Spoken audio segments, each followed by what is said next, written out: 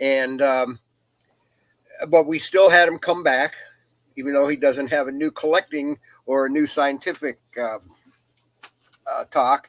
But we asked him to talk about his career, so he's going to give a talk called "My Career as a Cichlidiot," and I'm really looking forward to that.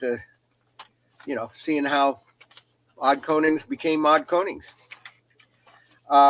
Rusty Wessel will be there again. He's been at a few extravaganzas, and he's enough that we brought him back for this our 30th extravaganza. And he's going to be talking about, as you all know, he's not only into cichlids, he likes live bears, and he keeps them together in many cases. And he's going to be talking about that. Cichlids and live bears together forever is his talk. We have Adrian Indermauer returning. I tried to invite people that were big favorites in recent years to celebrate our 30th. And Adrian was like the toast of the 2016 show. And he's going to be giving two talks, one of them called Lake Tanganyika and Inland Ocean. So he's going to be comparing we know that Lake Tanganyika is very salty, and he's going to be comparing the habitats in Lake Tanganyika with the ocean. So that's going to be interesting. And another one will be about collecting cichlids in Namibia, called Namibia Cichlids in the Desert. So we're going to be seeing, we don't see cichlids from Namibia very often. So that should be a lot of fun. Another favorite of recent years, Daniel Konveterlein, will be coming from Germany. He was there in 2017 and made friends with everybody. Everybody loved Daniel. He's given two talks. One is going to be called "How to Suck Correctly: Adhesion in Loricariidae," and it's the mechanism of how they hold on to rocks and how that whole mouth part works. He's been studying that, so we're going to see how that works. And he's going to do a collecting trip from Bolivia. The title is Siluca, Bolivia, Fairy Tales from Deep Down in the Well. And I had to ask what Siluca meant. And it's kind of like an inside thing with him and his collecting buddies. Silu stands for Siluriforms, catfish. And the CHA, stands for Chariciforms, okay, tetras and whatnot. So that's what we're going to hear about from Daniel, collecting in Bolivia. And finally, on Friday night, we always try to have something that's a little fun, not so serious, late Friday night. And tonight's late night speaker is Big Rich Price from Ohio Fish Rescue. Big Rich loves to talk about what he does. He's very good at talking about what he does and his fish. I don't have a title from him yet, but that's okay, because it's going to be, I think, basically is how you can talk about how Ohio Fish Rescue got started and developed through the years. So, so those are the speakers. We also have, you might have been hearing or seeing stuff about a room change. We haven't made many changes over the 30 years, and this is probably the biggest one yet. Forever, you walk into the lobby, and right off the lobby is a speaker room. Well, that room is now going to become the vendor room.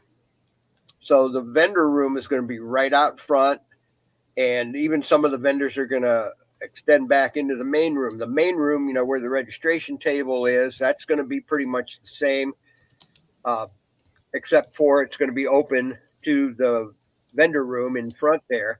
Now, the old vendor room way in the back is going to become the speaker room.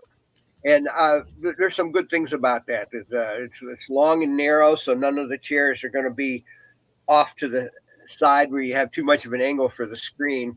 And it'll be quieter back there. We won't get all that noise from the lobby that we get when the speaker room was out front. So these are some exciting changes that are making things a little more complicated, but it should improve the show. So that's about the extravaganza. Who's next? We're going to talk to Sabu now, right? Well, I just wanted to mention something that just to make sure for the raffle, we have a raffle for uh, 2 bags of fish. There'll be 2 drawings. The first is Synodontis petricola. There'll be 6 fish, and the second is Corydoras schultzii black, 6 fish. And so, if you would put your first and last name in the comments section, and there'll be a drawing for each bag of fish. So there's a bag of petricola, bag of schultzii. So they're to say like Synodontis or Corey, right? I think we'll just do it for the bags. Just the put your name okay. in, and we'll do it Okay. that way. All right. Very Okay. good. All right. Well, let me. Lou, go ahead. You were going to Oh, I introduce was Sabu. just introducing Sabu, who's Okay. donated those fish. He's Okay. at Well, the, I'll turn it over to Sabu then, and we'll get out of here. Hey guys, this is Sabu with Saber Aquatics. I'm over here at the Keystone Clash. So obviously we're still in the middle of the show, so we got people everywhere. Glenn, talk about the sponge filters. Yeah, I was talking about the sponge filters. I like those. Oh yeah, those are great. Do you have many of those or no? Yes, I have a bunch. Yeah, I'll come back later with. All right, sounds good. Sorry about that, but I'm set up here. This is my booth over at Keystone Clash in Pennsylvania. Uh, I've been doing this for about 4 or 5 years now, and as you can see, things have evolved, and I think it looks pretty nice. So I focus on bringing in fish from quality suppliers and quarantining them so that everybody gets healthy fish. So that comes with my healthy fish guarantee. So if you have any issues with the fish, we'll talk about it, and hopefully we can get you situated so that everybody's happy. You know, I know that losing fish is difficult and it's never fun, and it leaves a sour taste in your mouth. So I want to encourage people to give the hobby a second chance and not be afraid to, you know, jump back in after you have a loss. So everything's quarantined and guaranteed healthy. And here's what we have. What I'm donating tonight, these are the black cories, the Schultzii black. It's a color variant of Corydoras schultzii, which I believe is now Osteogaster schultzii. I know Luis was at the extravaganza last year or the year before, and he had briefly discussed how they're going to reorganize that genus. That paper's out now, so if you wanted to look at it, it's a great read.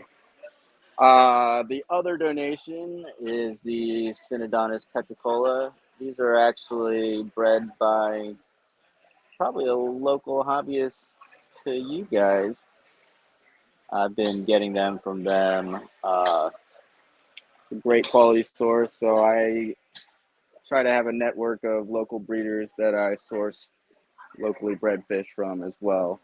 And it helps with the ease of acclimating the fish and ensuring that they're going to be healthy. I guess other than that, I do say I also put on an event in North Carolina. So this is a show that I do, the Aquatic Expo. It's in Charlotte, North Carolina. It's a decent sized event. It's more vendor centric and it's a good time. So anytime I have the platform, I always want to plug it. So if you're ever looking to travel or have a good time, feel free to check that out. The dates are going to be February 1st and 2nd, so it's coming up early next year. Apart from the fish, of course, I've expanded into other dry goods and stuff. I've become a retailer for EBO Foods as well as Pleco Caves. And I gotten some cool stickers and posters from our friend Andreas Tanke. And, you know, anything that you can use for the aquariums, I try and have it on hand. So we got this, the sponge filters that he was talking about, and all kinds of other knickknacks. And all this will be at the extravaganza in November. So definitely come by and see us and support the club and the hobby. All right. Well, thank you, Sabu. I really appreciate that. Um, enjoy the show. Yeah, it's a great time already. Friday, and there's still lots of people here. I guess none of these guys have jobs like me, so they're here playing with fish all weekend. Right. Well, and thank you again for the donation of the fish. We really appreciate that. Oh, of course, anytime. All right. Well, we'll talk to you a little bit later. All right, thanks. Bye, Thank you. guys. Bye, Sabu. All right, Lou. Oh, me, huh? Again. Yeah, you again. I was supposed to be ready, wasn't I? Take your time. Yeah, no, I'm going to talk about the. We don't have a lot of meetings scheduled, speakers scheduled into the future right now. I've been unusually busy, but I'll get on that. But we do have someone for November. So those of you that are fairly local, don't go to the Middleburg Heights Community Center on November 1st. Okay? Because we'll be having our meeting at the Best Western Strongsville at the Extravaganza Hotel that day. Okay, it'll be right off the lobby there, so you can't miss us when you come in. So that'll be a little unusual. We don't. The reason that November and December meetings are not in our usual places, it's not available these 2 months of the year. The city of Middleburg Heights uses them, so they get to say when they want to use them. So that meeting will feature I expect to be a really good speaker. His name's Andy Hudson. He's from the Milwaukee Aquarium Society. He's very active with the American Cichlid Association. He's going to be talking about geophagus. And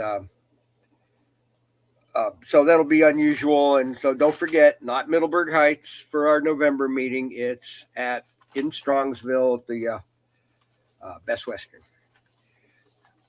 So now we're up to this month's speakers. One more thing before you start. We'll keep open the for the raffle until 6:30. So if you wanted to participate in that, please just put your first and last name down in the comments, and I'll add them to the wheel. And Lou, I'm sorry to interrupt you again. That's fine. I'll let you take it from me. Yeah. The reason we have to cut it off at 6:30 is that we're a little bit shorthanded today on this live stream, so we don't have as many people being able to do different things. So we're going to have to ask you to get those requests in by 6:30, and I'll try to remind you again. So the two gentlemen that are speaking, I got to know about separately, but found out there was a deep connection between them. Freddie Schadel from Germany was recommended. Actually, was recommended by Odd Konings to speak at the extravaganza. So I contacted him and right away thought he'd be a good speaker, and he was. But the other connection, there he is, and the other connection I made was through the Jim Smith Fund, because the Jim Smith Fund, anytime you make a donation to the Ohio Cichlid Association, you're donating to the Jim Smith Fund. And the Jim Smith Fund collects money and then gives it out in grants that are announced every year at the extravaganza. We've given out like $33,000 so far since we started doing this. And it's actually the way it's going right now. It's getting a little bit bigger every year, the amount that we're able to give. So please keep that coming. You're going to see in this talk some of the good work that is done with that money, because Michael Popola is was one of the winners of the there he is, one of the winners of the grant in last year, and he's from Nigeria, works at the Ile-Ife University. Did I say that right?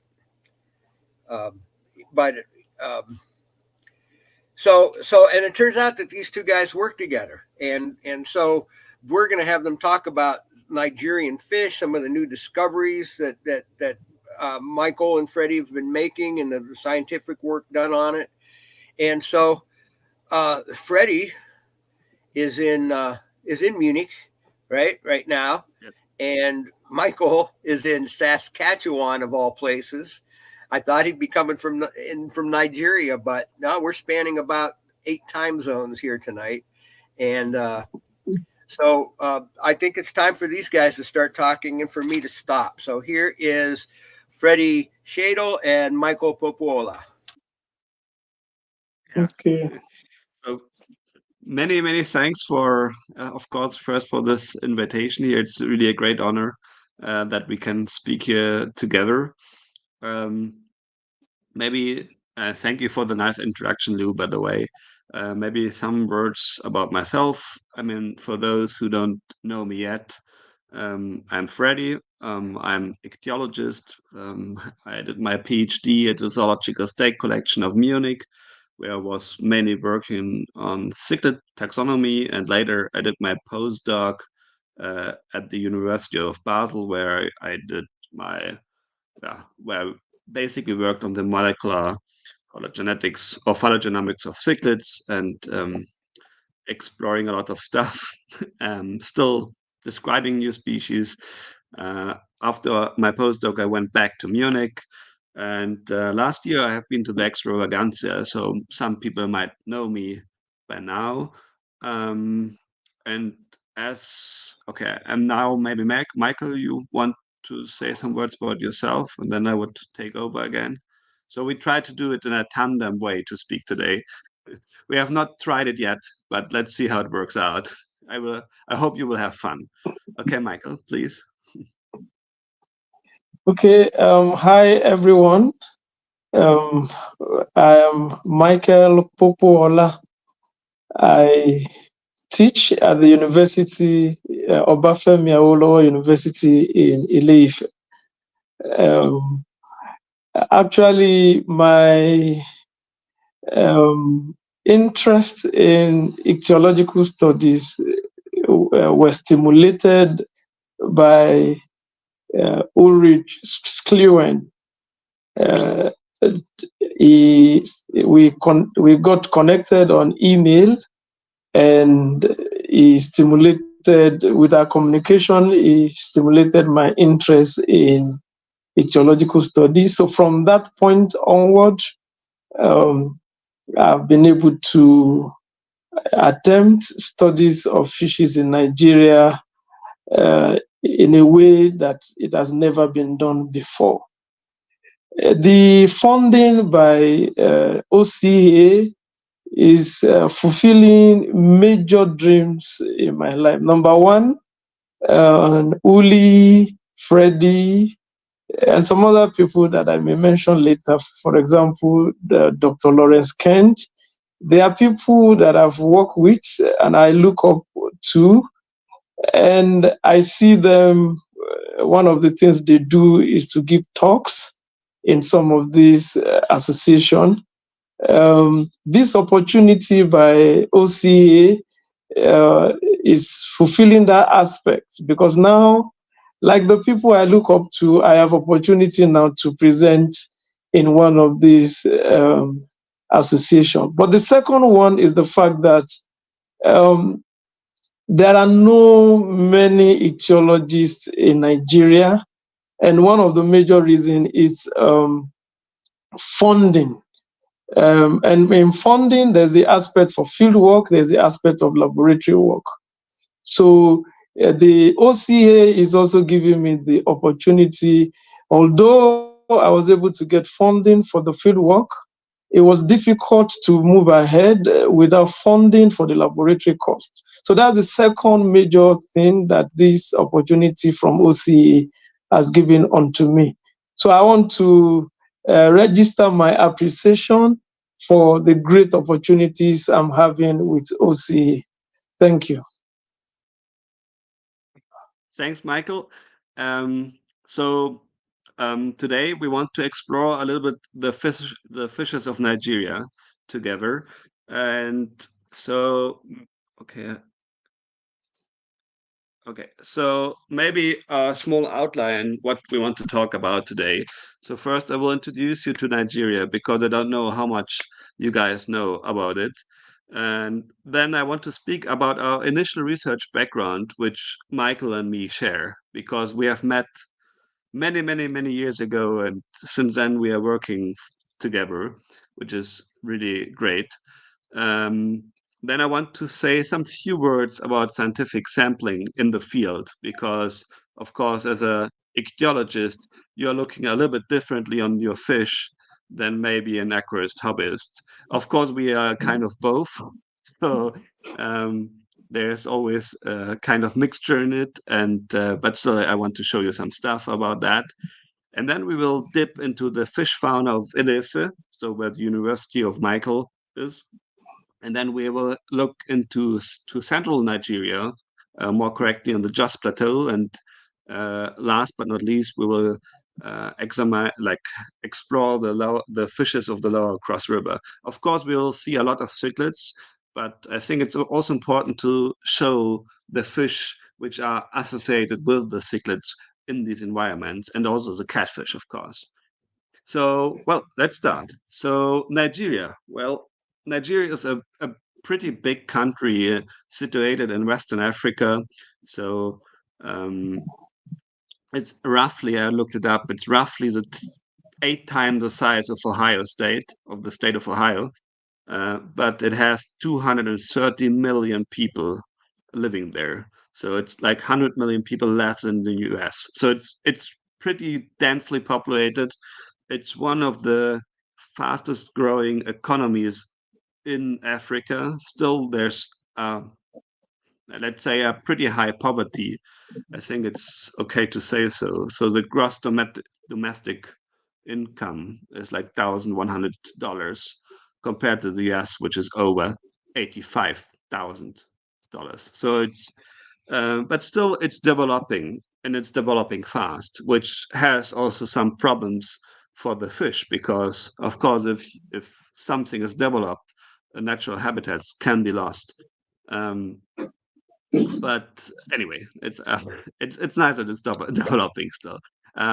Maybe the capital, it's pretty in the center. It's called Abuja, and then we have Lagos, which is like the biggest city like the biggest metropolitan region in Nigeria. It's I don't know, 20 million people living there or more. Nobody knows exactly, but it's pretty much where you, if you are coming from outside, you will go to Lagos or Abuja by plane, right?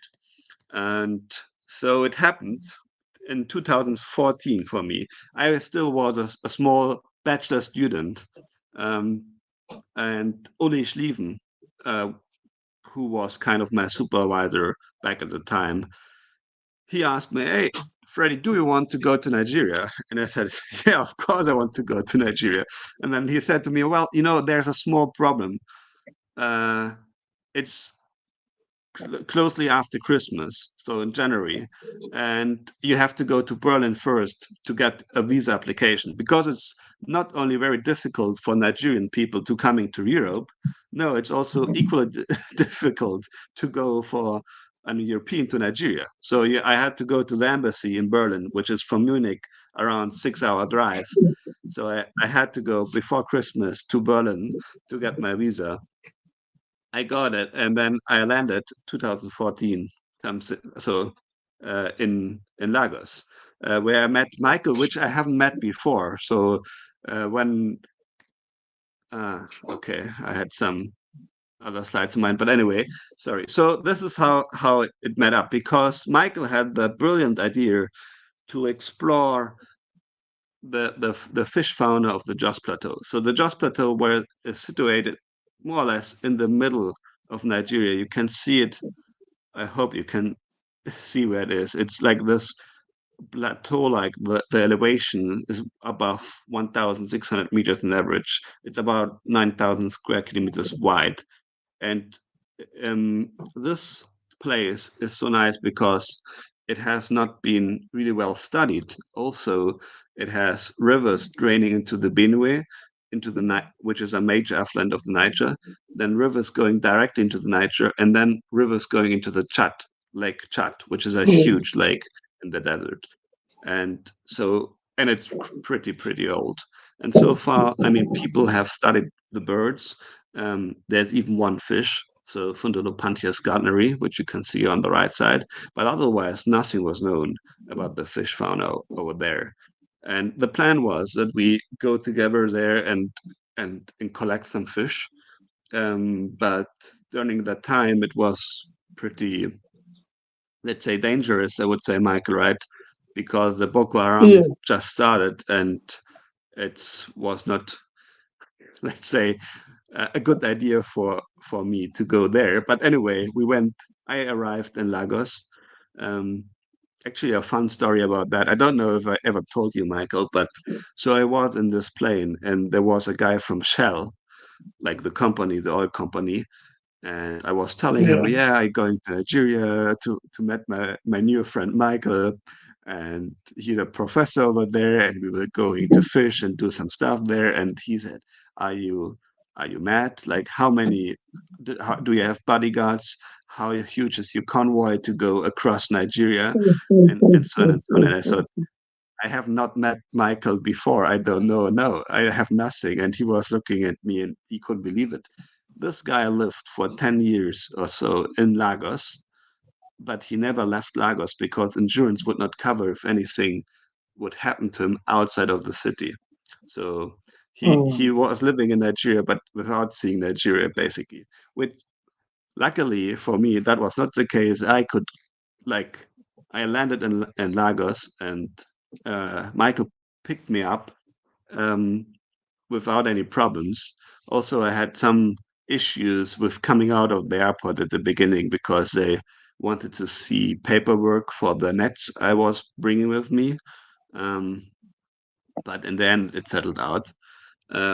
Still, well, so we went first to the University of Lagos because it was already quite late, and we could stay there for a night, I think. And of course, I was horny to see fish, and I saw fish.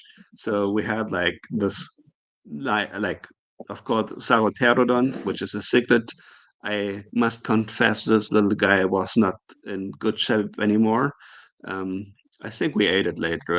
I don't remember too much about that, but I was really exciting to see this Gymnachus niloticus, which is actually a member of the Osticlosiform order. So it's not closely related, but it's related to the Arapaima from the Amazonian River, Amazonas, which can get quite huge as well. So Gymnachus, the African knifefish, can get up to 1.6 meters. Um, and actually, it builds like floating nests, which can have a diameter of 1 meter, which is pretty awesome. And then we hit our way to Elefe. And actually, I remember this poster, which is "Pray Your Way," which seems to be quite a huge thing in Nigeria. Um, and but once outside of Lagos, you're driving through these um, tropical rainforests, and of course there are sometimes rivers we are crossing, and there's nothing better than really stop there and look at the catches of the fishermen just to check out what is there. So, for instance, we have like a lot of catfish here, Grisichthys, and of course some cybernets. But there's of course other stuff which is eaten there. So, like the big snails. I don't know the English name. Sorry. But I'm pretty sure that they're invasive in Florida. I've read something about that, and also some bushmeat, which is, I don't know, Michael. Is that allowed, or is it still legal, or is it actually not legal anymore? It's You don't know. generally illegal. Yeah. So I don't know. I mean, this is some years ago. It's actually 10 years ago. So I don't know. Maybe things changed.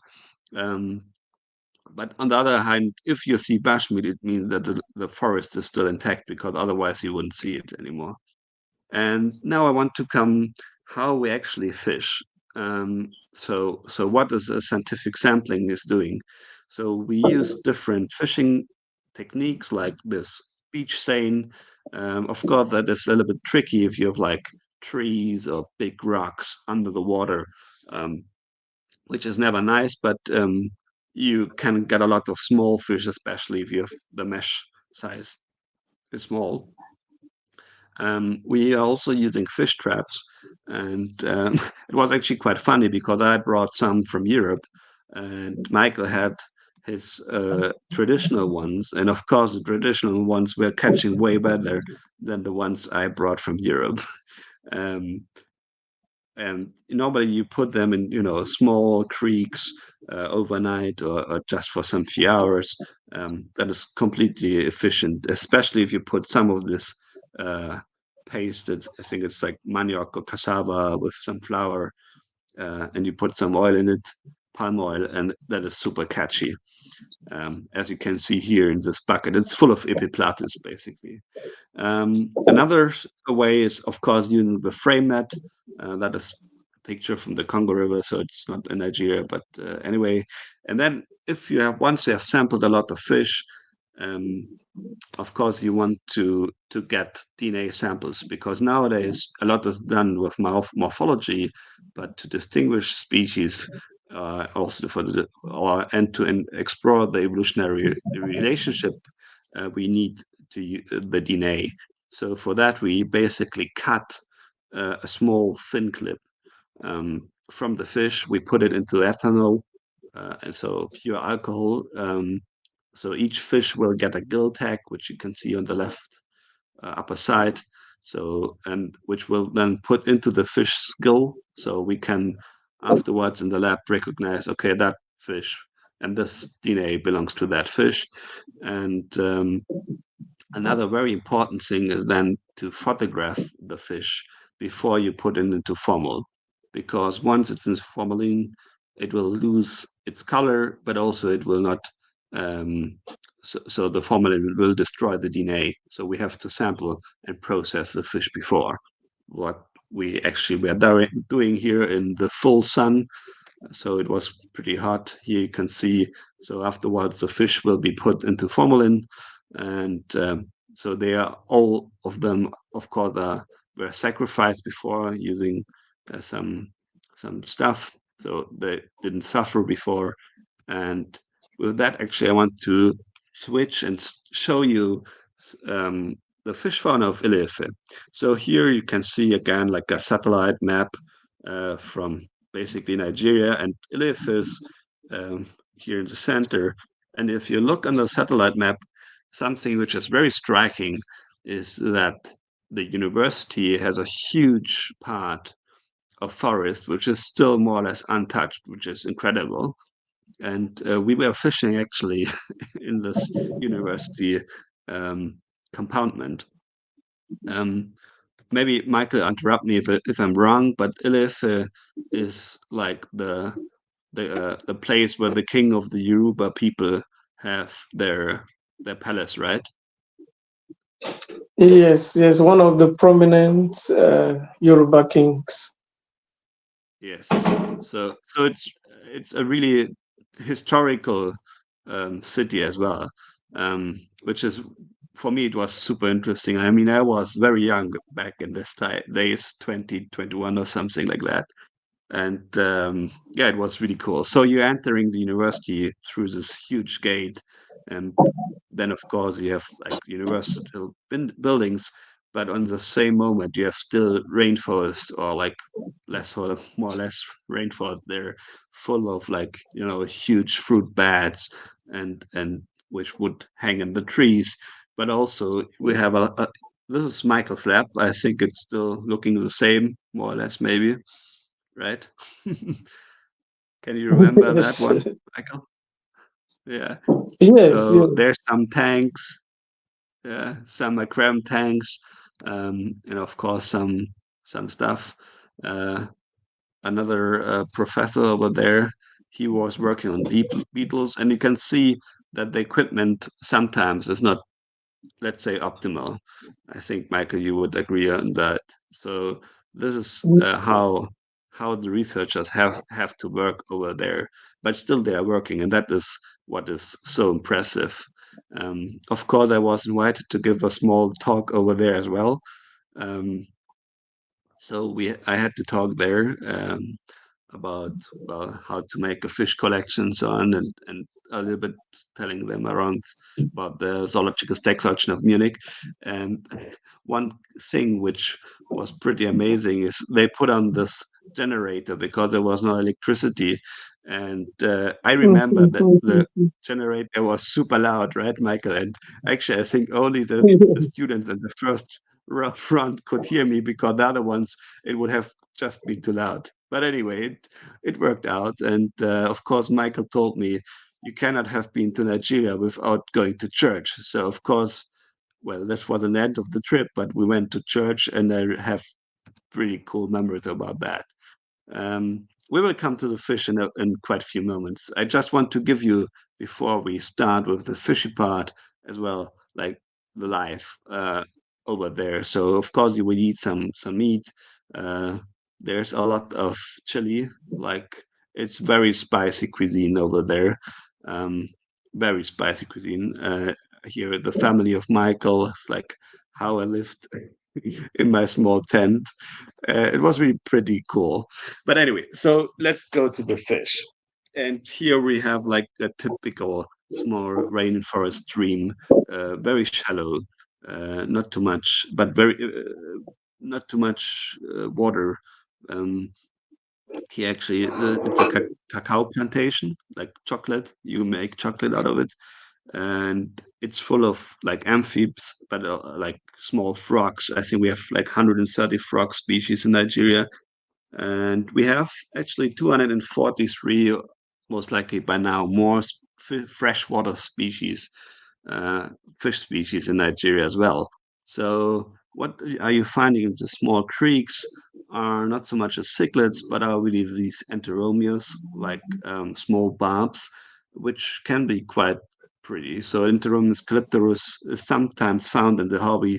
Um, which is really nice. We have as well cool catfish like this Pauchinoglanus guttatus, pretty nice fish, which you can actually see them rarely in the hobby, but you can keep them there. And of course, there must be one predator, and in this case, it's a cichlid. It's Hemichromis fasciatus. So this one is a true Hemichromis. I don't know if you have followed it, but in 2022, the genus Hemichromis was revised. So now the red Hemichromis are called Rubri cantochromis, and are not hemichromis anymore, even though they are sister genera. Um, so these hemichromis fasciatus are predators that can get like 20, 25 centimeters. Uh, well, 25 is maybe a little big, but they are the apex predators in these small creeks.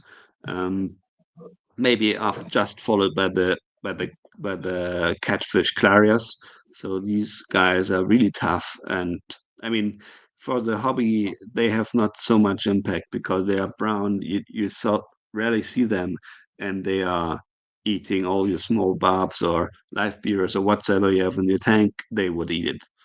Um, and of course, if you have like this kind of Epiplates sexfastatus. I think this should be Epiplates sexfastatus togolensis. So there are three subspecies in that area. Or there are three subspecies of Epiplates sexfastatus, and this one is togolensis, and they have a stunning blue.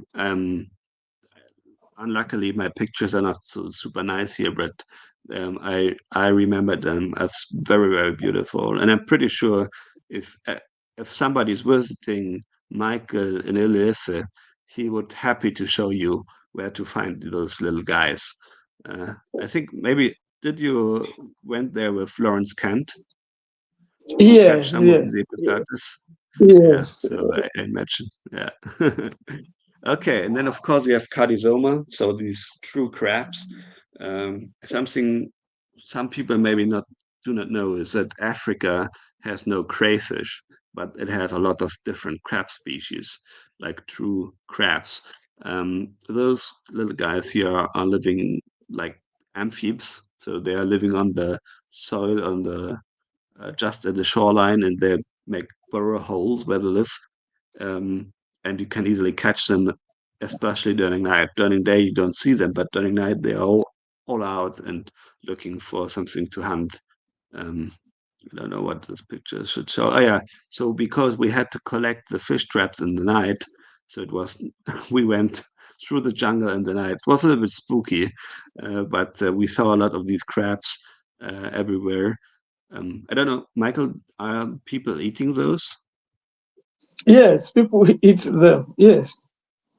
Yeah, cool. Yeah, because that is not all countries, or not in all African countries, people eat crabs. So at Lake Tanganyika, for instance, I don't see them on the markets or so. I don't see people eating them, even though there's many crab species. Anyway, so we have frogs in the night, of course, but more it's more nice to go during the day. So, for instance, the Opa River, um, which is actually a nice name because Opa in German is like grandpa. So for me, it's the Grandpa River. But so it's not really crystal clear water, so there's no underwater pictures. But what I can show you are these nice Procotopus. I don't know, it should be Procotopus aberrans. So small lamp eyes, very beautiful for your tank. There's even some Nanocarax. This is Nanocarax fasciatus, a Distichondodide, and of course we have Parachana. So a snakehead, the African snakehead to be precise. So we have three species of African snakeheads that should be Parachana obscura. They can get quite huge, like 40 centimeters or bigger. Um, Pretty tasty. So they are very good to eat. I'm not sure. I know that in the US you have problems with chana, which is like the Asian Yeah, people. snakeheads, and um, I don't know if parachana arrived already to you as well. I hope not. And of course we have cichlids. So this is a small coptodon. The species is unsure. They are pretty difficult to distinguish, especially when they are still smaller. Um, so this is a tree. I don't want to bother you too much with that, but just to tell you, so the cichlids are pretty diverse, right? So everybody will know the cichlids from Lake Malawi, the cichlids from Lake Tanganyika, but those are basically all belonging to the East African cichlid radiation. And in Western Africa, we will find way more these ancient or like more basal lineages like tilapia associated or coptodon like species. Um, so here we have been fishing to the Ele River, which is not too far from Elif as well. Um, it was a small, uh, yeah, um, yeah, a bigger river, but so we catched here some alistids, Britzinus longipinis, and Britzinus macrocephalotus. So those guys, they are pretty hard to distinguish because you have to look into the teeth, and even those things are not really easy for distinguishing the different species. But these are the African tetras, basically, which you find there. But my favorite was actually this Hipsetus. So these are like ambush predators, which can get like 35, 40 centimeters. So this one was made basically a small individual, and they build like small swimming nests, floating nests, foam nests, which will be really so they're doing breath care as our cichlids do. And if somebody's approaching to the nests of those guys, they he will be attacked. So even humans are attacked by those guys when they are doing the nests. So it's a pretty tough fish, pretty cool fish, but as well, like keeping them in the tank is pretty difficult. So I confess, like this poor chromated tilapia gunteri is not alive anymore. You can see it maybe by the eyes, but this is like another interesting family, the chromated tilapini. Like it's a tribe within the cichlids. Michael will tell you a little bit more about that, I guess, later, because he found some new interesting species at the Cross River, but this one is pretty, so Chromidia tilapia gunteri is pretty uh, well distributed over Western Africa. So it's one of the more common species, as well as Ceratopterodon, which are mouth brooders. Yeah. So as already teased, so the Chromidia tilapini is a tribe which have some of these very stunningly beautiful species like Nanochromis or Benitochromis, Pelvicochromis. I think many cichlid keepers might had kept those little guys already. Um, so it's a very interesting tribe within the cichlids, which is not so well studied in contrast to the other cichlid tribes, to be honest. Um, so this Coptodon appears to be something new. Um, so there's still so much to do for us. Even so, this lays back already 10 years. I mean, we have still stuff to to continue to study on. So these are some younger individuals, or maybe it's no, it's Permatilapia maria. Sorry, so it's something completely different, but it's again another um, cichlid found there. And of course, there's also catfish, like this small little Grisichthys. Um, I actually like them a lot. Like the genus Grisichthys is there's many species inside, and you can find them from southern Africa up to the north, west, and the east. Um, all have in common that some species have a huge sexual dimorphism, so that sometimes male and females were described in different species. Actually, you should be a little bit careful handling those guys because they have like a toxic gland in their fins. And not only fish can be toxic as well, like the spelostoma, which is a giant water bug, as you can see here on my hand. And if those guys sting you, that is not fun, I can tell you. Luckily, it didn't happen to me yet, but I know some people who had this experience already. And well, this is like you drive through Nigeria, you have a lot of, I mean, these nice African impressions. And I think, I don't know where we're heading, but we were heading to another water reservoir. Um, it was a little bit more, the Osinmo River. Um, when we Yeah. arrived there, I know that I was kind of feverish. I was not good at that day. But anyway, it was pretty exciting to see again Parachana. So apparently it is quite of common and people like to eat them. So the fishermen will go for them and catch them. And we found also this anabas, which was already a little bit stinky. It was rotting in one of the fishermen's buckets. But for us, it was nice to get it because the DNA was still fine. Even so, this fish was already a little bit old. We could use the DNA. And of course, we went fishing together and we found again Clarias, Hipsetus, um, which are nice, as I told you, nice fish. And yeah, so this was like how we were sampling then because there was no shadow, nothing. So we had to be quick. And later, the cool cebus, I think that a cebu cow, uh, were passing. So it's pretty nice breed of cattle over there. Um, but with that, I want to continue now with the fish fauna of the Joss Plateau.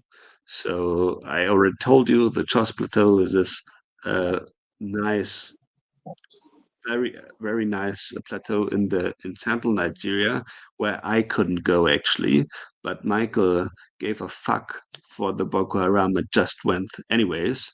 So I was pretty amazed by that because it is you have to be you have to realize that back then there was some terroristic acts on the Just Plateau, so bombs were exploding and so on. I remember that at least when the few things which you could follow in the European news. And anyway, Michael decided that he will follow the fish and go up to the Just Plateau and do a lot of samplings. So all these little triangles you can see here in green and red, that was where he sampled. And so the collection was pretty decent in the way. And I mean, I will just go through the slides now. Even so, these pictures were all done by Michael. And I think I will continue here, and Michael will take over with the Cross River. Anyway, so you can see the different habitats, and of course he went there during the dry season because it's way easier and more accessible. You cannot go so easily during rainy season because of the roads, and also fishing during rainy season is way more difficult than in the dry season. And you can see that the little bit of water which is on the plateau, again, it's 1,600 meters of altitude in average, so it's pretty high. So the temperature is a little bit lower than in the rest of Nigeria, but still there's not super much water, and people are using that water, of course, for washing, for all the stuff you need for the daily life. But still, even so, it's heavily like used by there's a lot of anthropogenic pressures. There's still a lot of fish, and of course that is not barbus. I'm very sorry. So you can see those slides are so old because back then this genus was still barbus, but barbus is actually an European fish genus which is hexaploid, so it has six. No, it's tetraploid. It has 4 chromosomes, but those guys are only diploid, so they have as we are, like as humans are as well. And this is actually Antheromius. And this one is undescribed species, which Michael and me wanted to describe since years, but we still did not manage. But we will do that one pretty day. I'm pretty sure about that. Um, so we found a lot of pretty interesting stuff there. Labeo, like these cool fish which graze on the rocks, and they're grazing with this cool mouth they can attach. You can actually see the scrapes underwater when you're snorkeling or so on the rocks. And the Gara Trebawase, which was described from below the Just Plateau. So maybe this is the species. We are not entirely sure about that. But maybe people will know these Gara fish are pretty. So there's many species in that genus, and we find them as well in Asia, and people use them for the happy fish massage. If you have ever been to East Asia, like people use that. It's actually not super nice for the fish, but yeah, what can one do? Okay, here we have the maybe the most colorful and most beautiful fish from the Just Plateau, the Fundodopantias garneri, which is the only fish species so far being described from over there. All the others are I mean, not described from there. Or like, there's some, sorry. Okay, so these are obviously males. These are females, but you can see that these females are heavily infected by parasites, which is not surprising because during the dry season, um, the water reservoir is going down, and of course, then the density of parasites is going up as well, so increasing basically. We did not, oh well, Michael did not only find uh, endemic African fish, but as well guppies. Yeah, um, I think that should be, or is it gambusia? I'm not sure with the live beers. Well, it's a guppy, I think. And so these were actually brought by the British because the British colonized Nigeria somewhere in the 19th century um, until Nigeria got independent in 1960, I think. It was a British colony, and the British used to bring those little guys everywhere, basically to fight malaria. So they wanted to have fish eating mosquito, but it did actually not work very well, and now they are all over Africa. We have other big rivers like this Maguji River. Sorry, Michael, I cannot pronounce it so well. Okay, Um, Magruji. it's really a beautiful area over there, and but still it's used by people. So the white foam you can see over there is apparently from a soap fabric, I think, in the background. But also artisanal mining is conducted, so people are extracting minerals from the riverbeds, and of course that has a huge impact on the fish fauna over there.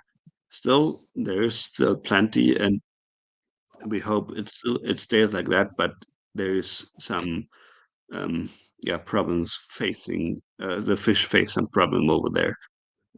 So this is again Anteromius princi, and here this is Labiobarbus, and actually this was pretty interesting. These little guys can get huge, like a meter or more. Also, this species most likely not. But it's nice to see some of the smaller staying species as well. Um, for a big tank, they would be actually interesting fish, in my opinion.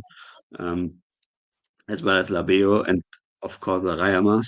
So Rayamas, that is a genus which is most likely polyphyletic, so which needs to have some taxonomic revision as well.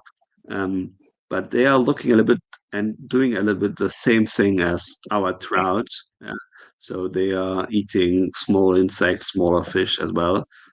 They can grow a little bit larger than this, and if you see them underwater, they act like a little bit like crowds, which is a nice thing. Um, like it's a kind of convergent evolution, basically. And of course, what we have are mormyrids. So mormyrids are these cool, like weakly electric fish, which are like the bats of the underwater world in Africa. They are mainly nocturnal. So if you want to see them in their natural habitat, you need to snorkel in the night in the river, which is pretty difficult sometimes. Anyway, so we have a lot of catfish as well, so clarids. Actually, the upper one, we believe that this is actually a undescribed species. I will show you some data later on that. Heterobranchus,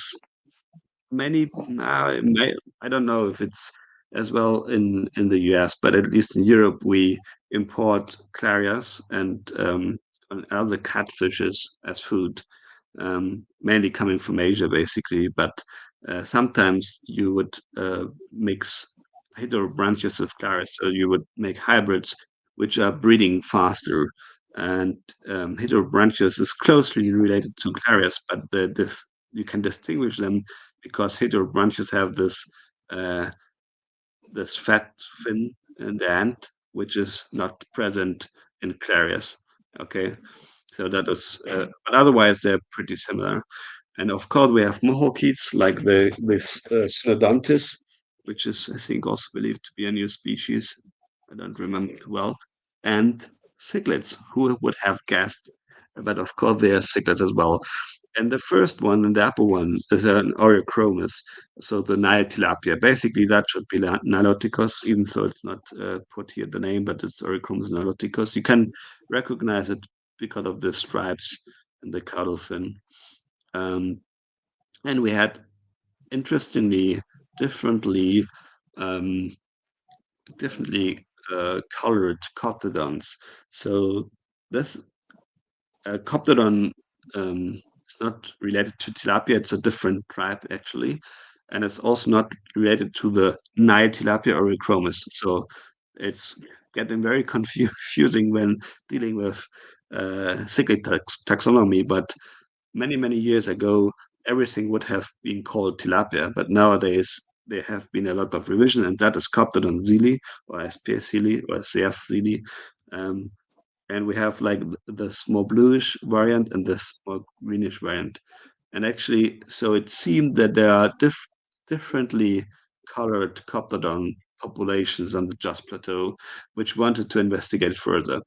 And to do so, Michael came some few months later, basically 10 months later, to Munich to go in our lab. And that was in 2014, as you can see, because we have been together on the October Fest, which is actually taking place right now. And to be here, I did not go to the October Fest because I prefer to talk to you about fish, but otherwise I might have gone today. Anyway, so we went there to the October Fest, and afterwards, of course, we worked a lot and we worked hard. And some few years later, because scientific research takes a lot until it gets published. You have to write the paper, then there's a peer review process, and so on. But we got published this really nice paper about the fish fauna of the Just Plateau. Basically, what we did was to sequence 175 specimens, and we recorded around 23 species from the Just Plateau, distributed over, I think, 19 different genera. And actually, why is that so interesting? Because it is not only the first record for, like, the first reference record for the Just Plateau, but also because we found at least 5 undescribed species. Most of them, to be honest, are from the cybernid side, so Enteromius, so these small little barbs, also catfish. So not so much from the cichlids, but from the cichlids we found 2 different moths, and that was interesting because the moths, really the color moths, were different in their mitochondrial CO1 gene, which maybe tells us already that there's like incipient speciation processes going on. So that was pretty nice. And I think now I spoke a lot. So maybe, Michael, you want to take over, and yeah. Okay, Yeah. so yeah, that was a good overview of what we have been doing together with Freddie and Uli. So a little background, I've mentioned it earlier that my interest in ichthyological study was stimulated by Uli. I was somewhere in South Africa running some sequence analysis, and then we got some sequences that was inputted into the gene bank, and it's clustered together with some other sequences in gene bank. So by the time I check those that deposited the sequence, it turned out to be Uli. So I wrote an email to Uli just to get further information about the sequence he deposited in gene bank. So it was in that exchange of email that Uli told me that he has a proposal for a geological study of the Just Plateau, but he's been looking for any interested scientists in Nigeria, but he couldn't find. But somehow fate brought us together, and then I showed interest in executing the project. But the first challenge was, yes, I was doing something, but I didn't have the requisite knowledge to be able to execute the project Uli proposed. So we were waiting because I needed to be trained. And Uli told me that almost everybody that he has been talking to, they don't want to come to Nigeria because of the security situation. And then suddenly one day he called me and he said, surprisingly, a young guy came into their meeting and showed interest in coming to Nigeria. And that young guy was Freddie. So that's how Freddie came into the picture. So he needed to come to Nigeria to basically put me through the necessary expertise that I need to be able to carry out the Just Pray 2 project. So that's why we have to look for rivers around my location. So we got Okpa. So we went to different rivers and streams so that I'll have different experiences that I can carry to the Just Play 2, since I will be the only one that will go to the Just Play 2. So I got trained, and then I don't need to go over that again. So we're able to get the project done, and after the project has ended, then so the question is, what next? So within me, I started to look for what to do next. Incidentally, there's the West African Cichlid Association. So Fred introduced me to them. I joined the platform. So in the platform, I started to reach out to people. So I reached out to Duke Van de Zee,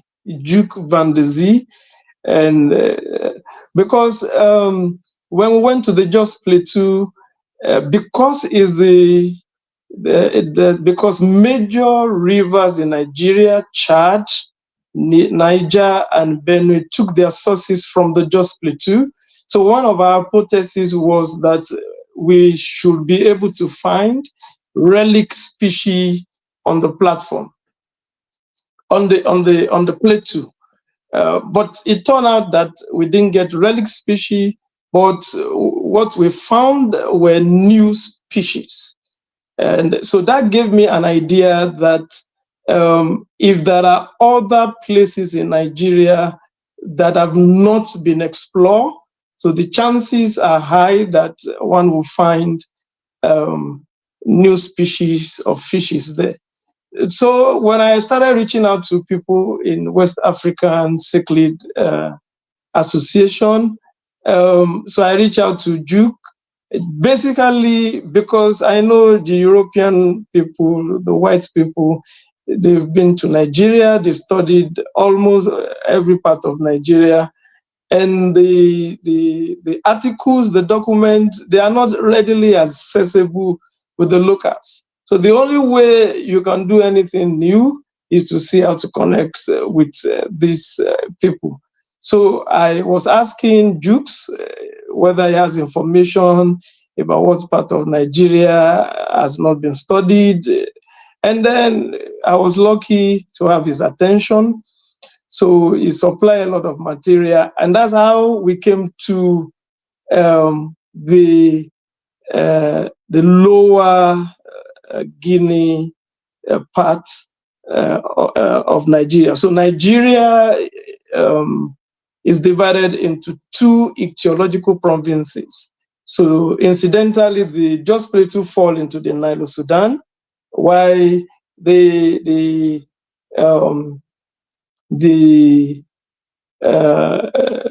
southeastern part fall into the Lower Guinea ichthyological province. So our attention was shifted now to the Lower Guinea for exploration. So the next slide. So I had to go there. So this is the map we came up with, because we've been able to get one publication out. The next slide. So we go now through the habitats. So now, okay. A little background again for the trip. Like for the Just Play 2, there were security issues. So, but for the Lower Guinea, the day we were to start the project, that was also the day COVID-19 was announced in Nigeria. We left Ile-Ife very early because it was an 18-hour journey. So we left very early. So it was on the journey that we got to know that there's COVID-19 and that the government has authorized that there should not be vehicular movement. So in the morning, then we got to a particular point, and everybody on the road was asked to go back, that they can't move because of the restriction of movement due to COVID-19. So that was the first challenge for this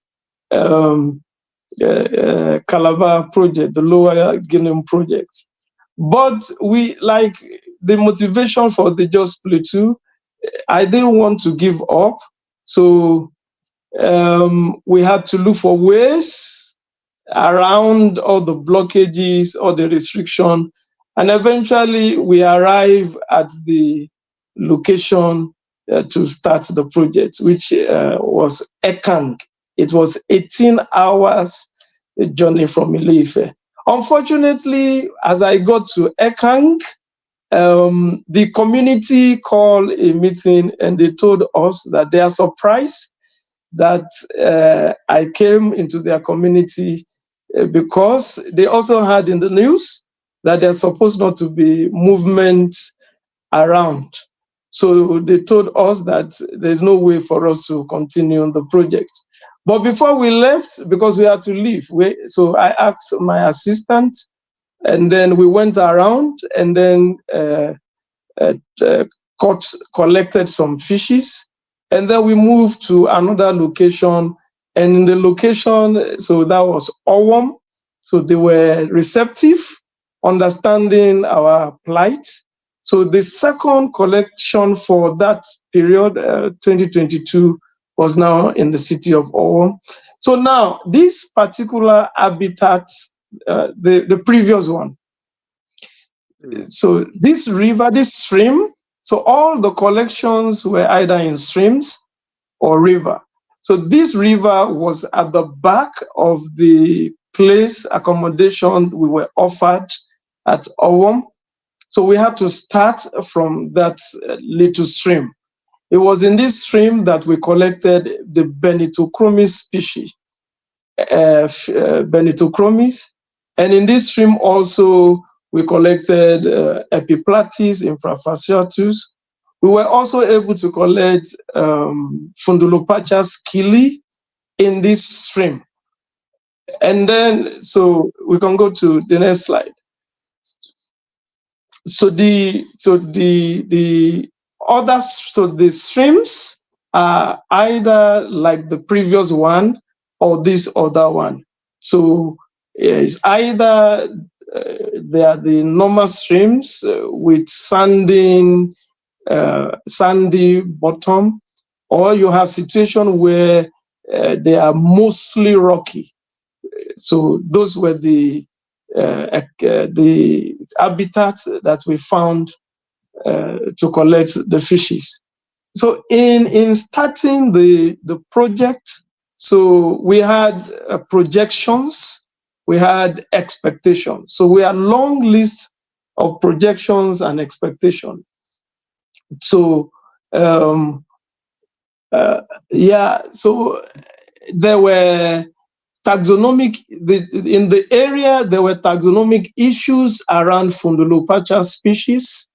There were also taxonomic issues around Procatopus species.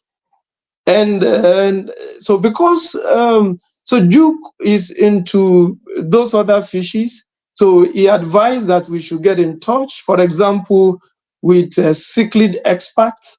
And one of the things we got from them is that there has not been any report of Cichlid from that area. So we have a lot of this taxonomic issue, an interesting thing about the area. And at the end of the day, it was worthwhile going to that place. So the next slide. So in the collection, so in the projection, so one of the projection was the Fundulopachan Sporumbeji.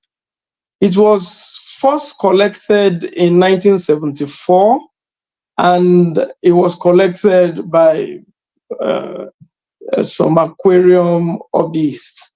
But some academics found out about it, and it turned out to be a species at the time that was not known to science.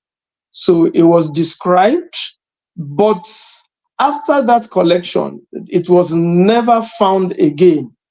So there was no information about where it was originally collected, and there was no collection again until when I collected it at, and it was one of the expectation for that area, because when it was collected with Fundulupacha indianus.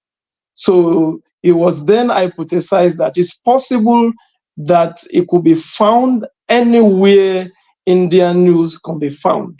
So it was projected into the project that as I go in collecting, that I should think of this particular species. So we were able to achieve that part of our expectation. So the Sporumbeji was recollected, and we've been able to make a publication about it in Zutaza. And then, so I was also able to recollect Fundulopachan Indian. So I have these morphs, the male and the female, and another morph of Fundulopachan Indianus. And the interesting thing about this collection is, for example, some of the earliest collection were reported without some of the criteria that are being used in taxonomy. For example, the DNA sequences or life coloration. So one of the interests was to be able to collect some of the species that the original collection were in that area. So now, apart from Fundulopachan, then I was able to collect Epiplatis infrafraciatus, and then I was also able to collect some Chromophysimeon bivitatum.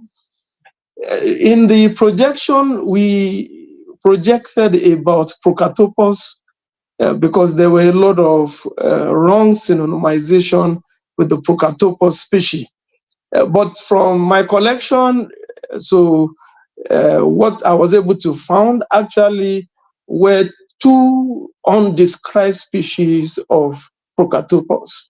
Although we wanted some other species that we can use to resolve some taxonomic issue, but at the end of the day, upon analyzing and looking at the keys, so we find out that the Procatopus species I collected, they were actually undescribed Procatopus species. And then I was also able to collect Epiplatis species, which is also confirmed to be undescribed. The next slide. And some other species collected, so we have lots of enteromial species. Some of them, at the moment, I could clearly identify them. Some I've not been able to clearly identify them. But we have quite a number of enteromial species. And then, so there was Ryamas that was collected. And so we also have some Momiridae and some other species. So these are apart from the cichlid, so there were some other species that were collected, and apart from the undescribed species. So the next slide. So yeah, so in the family Claridae, so there's the Clarias was collected, and Chrysictis oratus was also collected, and then there's also the Dumia Taisi, And I also collected Paraochinoglanis species. And incidentally, there was also Malapterurus beninensis. And it was also around that place that it was originally collected.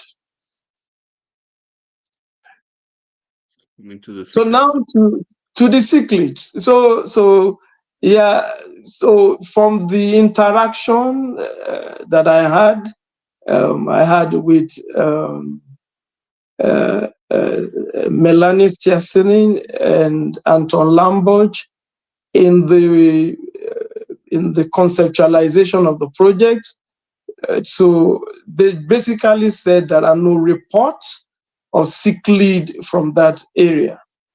So it makes it one of the major motivation for the study. So I collected Chromidotilapia that is known, and I also collected Pelmatotilapia mari that is known. So when these were collected, so it looked as if there are nothing special relative to cichlid in that area. So, but one of those days, and then, so I was able to collect a Coptodon species. So on interaction with cichlid expert, so I discovered that it's an undescribed Coptodon species. Although I learned it was collected somewhere else, but up till now, it's yet to be described. Then I also collected Michael, so the Coptodon Mamphe is from Cameroon, also known, and like it's in the hobby. In Europe, we keep the species already, but from the Cameroon population, not from the Nigerian population. Okay. Yes. So I also collected the Hemichromis, known Hemichromis fasciatus. But so the next slide. So, but at the end of the day, so I collected two other species. So there was the Pelvicochromis, and then there was the Benitochromis. So at this point, so I had to, again, I interacted with Anton Lamboch, a cichlid expert, and then I interacted with Huli, a cichlid expert, and on the West African Cichlid Association Facebook platform. So I uploaded the pictures of the two fishes because I wanted to be sure of the status of these two fishes. So from all interaction, so it was confirmed the Benitochromis so should be new. And then the Pelvicochromis, I learned it's close to Pelvicochromis sacromontis, but obviously basically different from it. So from the cichlid collection, so I was able to see that there are two that was collected from that region that have not been collected elsewhere. And then there is one, the Coptodon species Mamphe, that was collected elsewhere, but now this is a Nigerian collection. So now that was the stage of collection. And then now I need to do further analysis to be able to confirm, especially the identity of the cichlids. And that's where the OCA comes very handy. So other than the sponsorship, then like Freddie mentioned, that we have many undescribed species, even for almost 10 years that we have not been able to describe. So the coming in of the OCA is what is making the possibility of describing these two. Otherwise, we will have kept them in the shelf like the other collections that we have. So the OCA John Smith Fund is what has made this possible. So so briefly, Fred, you can Take talk over. about, yes, you can talk about, yeah, because it's too tiny, I cannot see. Okay, no problem. So basically, what will happen in the future is that Michael will come to Munich again to work at Uli Schlieffen's place at the Zoological State Collection. So actually, he will stay at my place for overnight, but he will work at Uli's place. And there he started already to sequence the genomes of these potentially undescribed species. And we have a pre sneak view. So of course we will, or like Michael will get all the morphological data, collect the data, um, counting scales and so on, and making X-rays for getting diagnostic features for describing the new species. But also we need some molecular phylogenetic basis, and that tree is brand new. I made it this afternoon basically because the genomes were just sequenced. So that is only on one gene from the mitochondrial genome, so then the 2 gene. And what you can see here, I mean, it's super small and actually don't need to read here anything, but I want to show you that the pelvic acromis at least is pretty clear that it's something new, or I mean, it doesn't cluster with anything else found on GeneBank, which is already a good hint. Also, what we could see is that Chromidotilapia güntheri at least has 2 clades, so it might be worth to investigate that further as well. And the Benitochromis, we have to see what the other genes will say. But of course, that is not the end of our exploration. So we will have also to check the nuclear genes and all the rest.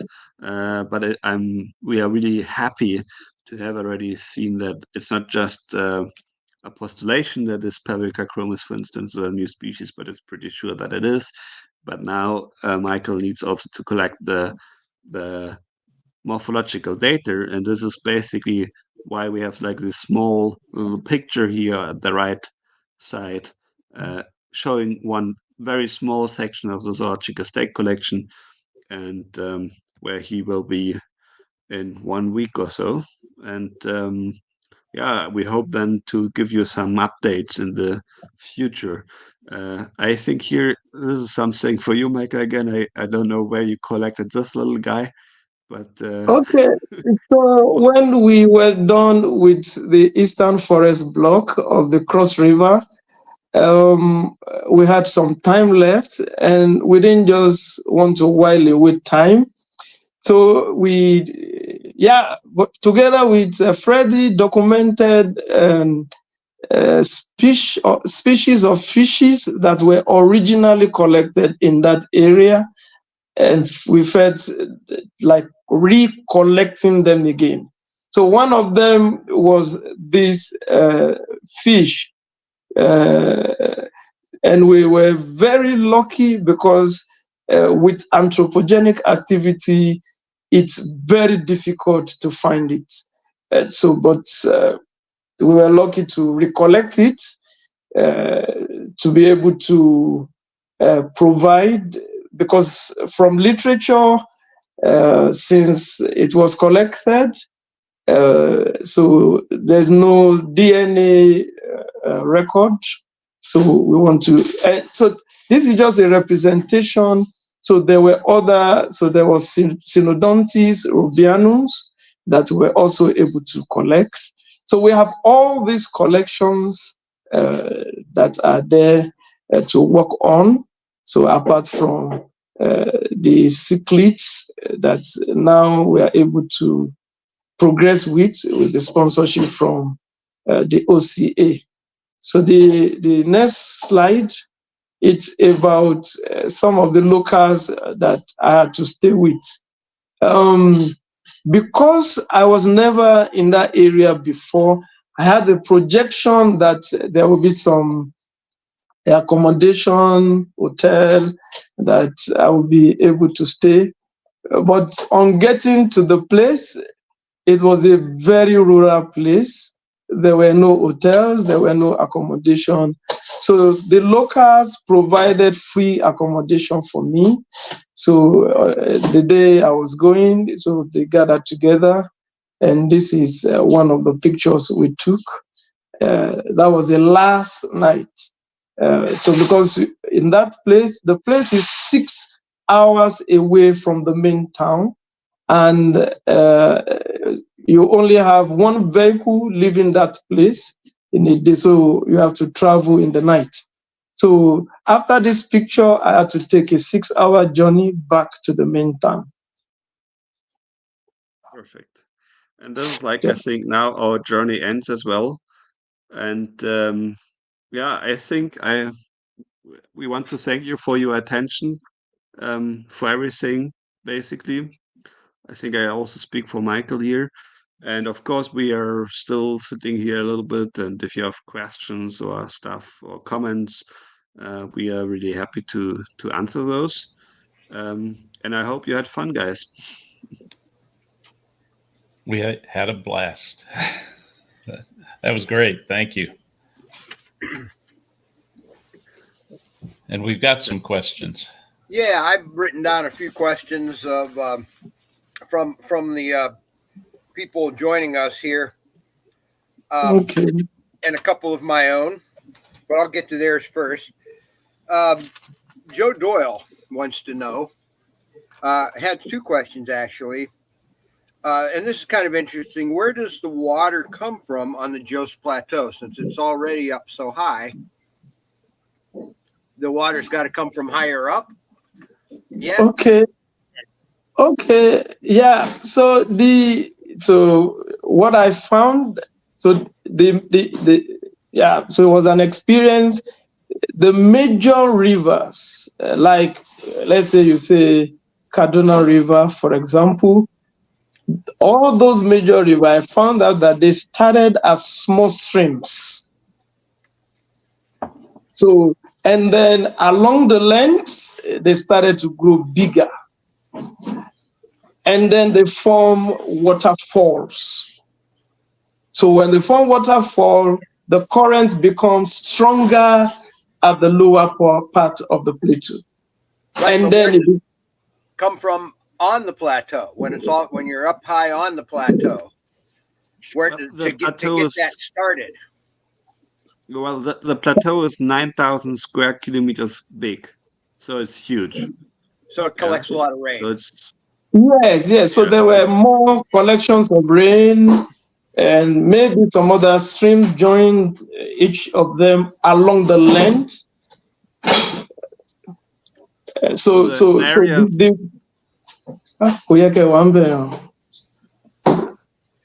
area is around 1/10 of Ohio. So it's rain collection, and then it rains off. To a certain degree. Right, and so there's different major rivers that start up there, just flowing off into different directions, huh? Exactly, in 3 directions, and that makes it so special, because one is going to Lake Chad, which is an endemic lake. It has no outflow in the Sahara Desert, and the other ones are going to the Niger and to the Benue, and the Niger is one of the major rivers in Africa, right? So it's a very, very old river system as well. Here's a question from one of our board members, Hilary Lacerda. I noticed most of the streams up there where you were collecting, at least up on the Jos, were pretty small, but do you run into crocodiles very often in the lower reaches when you collect down maybe the lower cross? No, again, in the lower cross, most of the collections were in streams. So I only collected in, and then number 2, the big rivers, because I collected during dry season, the level of water was very, very low. And then most of the collections were around the villages. So I didn't go into the thick forest. So I didn't. The closest I got to anything wild were snakes, not crocodile. Freddie, I have a question for you. Now, you were handling that water bug, and did you know that it had a sting that was very painful before you handled it, or No, well, you basically found at that that afterward? time I didn't know. Oh, This okay. was, this was my second trip to Africa, and my first was to Congo, and I didn't saw this water bug before.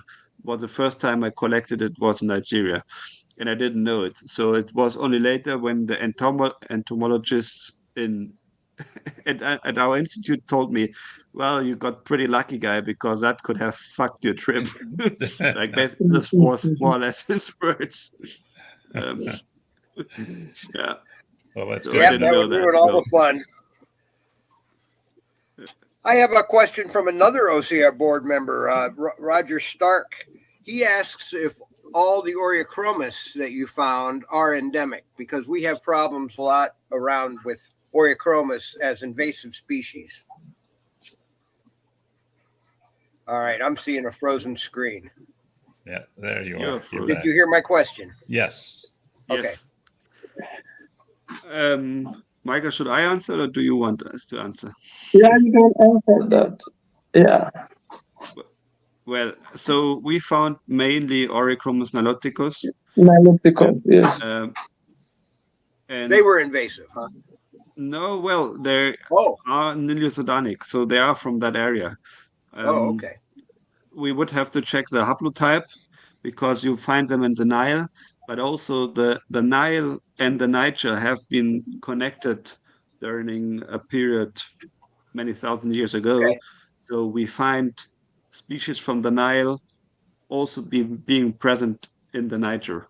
So it's not necessarily an invasive species. It might be, however, for some river parts or some rivers that it is escaped from somewhere, which is actually a big problem all over Africa. We have like 40 Oreochromis species in Africa, but there's only very few which have like, let's say, a huge distribution area from a normally huge distribution area, but then we have by anthropogenic distribution, it's going everywhere now.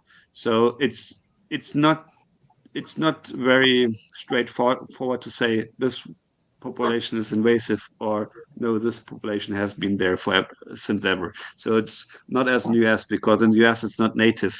Yeah, but and it's going everywhere. But it's going Yeah. everywhere. Like, I have been to Sri Lanka. I found that in Sri Lanka, you go, yeah, you go to Asia, Thailand, Cambodia, you find Oreochromis in the rivers, which is yeah, it's a huge problem in the like let's say in the tropics mainly, and like maybe in the subtropics, Florida and so on. It might be, yeah, Yes. and eating No doubt. everything, growing fast. Right. I have a comment. You were talking about the Coptodon Momphei. Yeah. We actually have them here too, and we have the Cross River, one from Cross River here Ah, in the United States. I spawned them a while ago. okay. Yeah, maybe I thought, yeah, it should be more or less the same population then. Maybe I was wrong when I was saying it was from Cameroon. I don't. I will have to check that. I will. Right. I will. Yeah, I will have to check that again. We've been calling them Cross River. So hopefully that's Ah, right. okay. Okay, Oh, is it yeah. the Coptodon? Yeah, the Momphei. Ah, okay. Yeah. So, okay. And they're labeled as being from Cross River. Okay. But they are very beautiful, huh? Yes, Yeah, they were yes. fun. Yeah. Joe Doyle asked another question. This is more of a general science question. When you are describing new fish, where do you get the names? How do you decide on the names? Always difficult. Okay. Yeah. So for me, this is the first time And that's another. That's also the opportunity that the OCA John Smith Fund is affording me. So this is the first time I will be describing a new fish. And then, so Freddie has described many, so he's in a better position.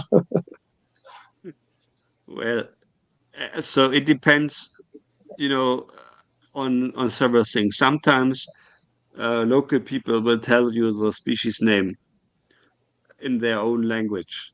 Yeah.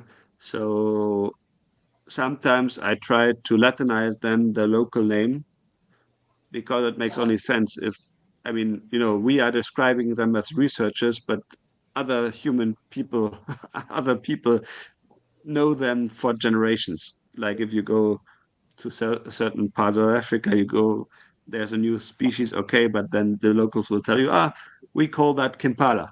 And then you get Autochromis Kimpala out of it, for instance, one of the species I described. Or I think about where it's found. For instance, Lufubochromis, which is a genus I described from Zambia, from the Lufubo River. So because it's endemic to this river system, it's nowhere found all around Africa. It's only found in this river system. I decided to call it Lufubochromis to make it clear that it's from there. But sometimes, as other people might know, I also describe the species from Lake Tanganyika after Art Konings, because he was the first who has documented it in the hobby, like in one of these, the famous books of him, Lake Tanganyika books. And I saw, oh, there's a Hemibatis, which he, I think, called striped Zambia or something like that. And I was persuaded that it's a new species. So I got actually money from the German Cichlid Association to travel to Lake Tanganyika and to collect specimens and ADA, DNA samples and so on. And then I decided, okay, I mean, Ed saw or recognized that it could be something new, but he didn't have any data for providing that. Like he wasn't sure. He wasn't 100% sure, but I mean, he saw something in it. And then I honored the species name after him because he did a lot for our hobby. And I think that was a good opportunity to do so. So it really depends on the species, on the situation, on many things. So yeah, Michael will have a hard time to find new names for all the species. But the good thing is the fish don't care how they are named. So Right. I have one question of my own here. yeah. I noticed in some of the earlier part of the talk, you were collecting in a reservoir. I could tell it looked like there was a dam there. So that was basically Yeah. a man-made body of water, right? It was a Yes, yes. reservoir, I guess. Yeah. So how are you sure that the fish you find there would have been there if the stream or the river had been flowing free? Do you know what I mean? Or is not really not Yeah, a I know. concern. If you find it there, you just find it there. Well, I know what you mean, but in this case, these small reservoirs are commonly made in Africa just like for the dry season that you have enough water or to create electricity. And normally those are not stocked. Like these small reservoirs, there's no stocking. So if you find like a Grisichthys or like the fish there, you can assume that they are found in this river as well. Um, Yes, it's a yes. little bit different with, like, let's say larger fish. Like if you would collect Oreochromis, for instance, that might come from stocking. But like the small Enteromias, small barbs, nobody is stocking those kind of fish. I would I would assume. I mean, you never know. People like fish, and it's not Yeah, only our Western world liking fish. Like all over the world, people are crazy about fish. So it might well be that people would put some fish somewhere else, but I would not Yeah, assume in these I know a few parts people that like of fish too. yeah, yeah. It's All like that. right. Yeah. All right. Well, thank you very much for a wonderful presentation. Really appreciate both of you being here, Freddie, Michael. Thank you. And I'm glad it worked out, and we worked out the hours and what time it is all over the world. Yeah. Well, at my place, it's almost 2 o'clock in the morning. Right. So Okay. we'll let you get to sleep, and we'll finish up the meeting here. So thank you again, and I will. Bye, guys. We'll see you. Okay. Well, I guess I'll do the raffle next. Let's see what we can do here. Let's see. I think I can share my screen.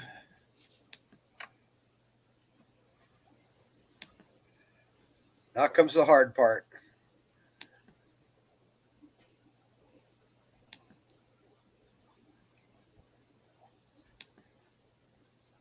Let's see, Lou. I'm gonna move you for a minute. Be my guest. Okay. All right. Here is the wheel, and I will spin this. This will be for the Synodontis petricola.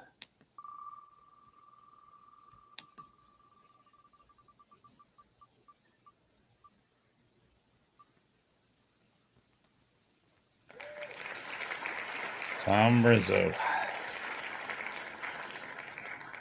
Okay, let me just jot that down. All right, now the next one.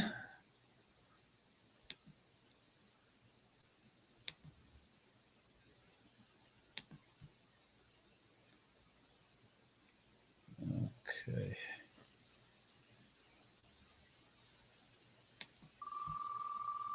Is for the Corridors.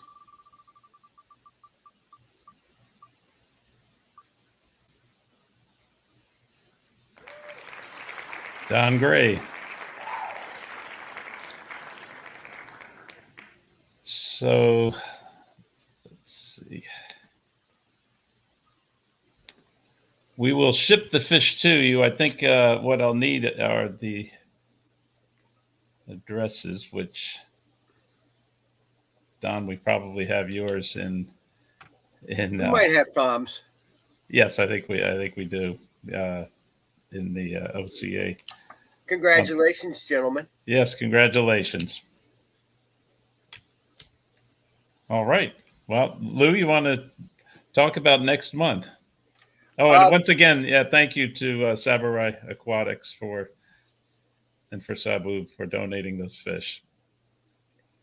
No, actually, I talked about next month before the yes, you talk, did. so I'm good there. Thank you.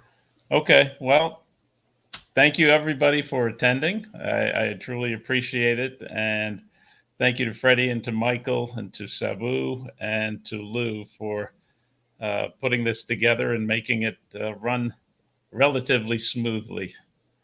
So, yeah, I do want to. One thing about next month I should repeat is that it's not going to be at the Middleburg Heights Rec Center. It's going to be at the Best Western Strongsville at the Extravaganza Hotel, just in case you missed that. So they're not real far apart, but you still don't want to have to drive between them if you don't have to. Right. So hope to see you there. All right. Well, thank you. Thank you, everyone. And we'll see you next month. And we'll see you also at the Extravaganza. Don't forget. All right. Thank you. Thank you.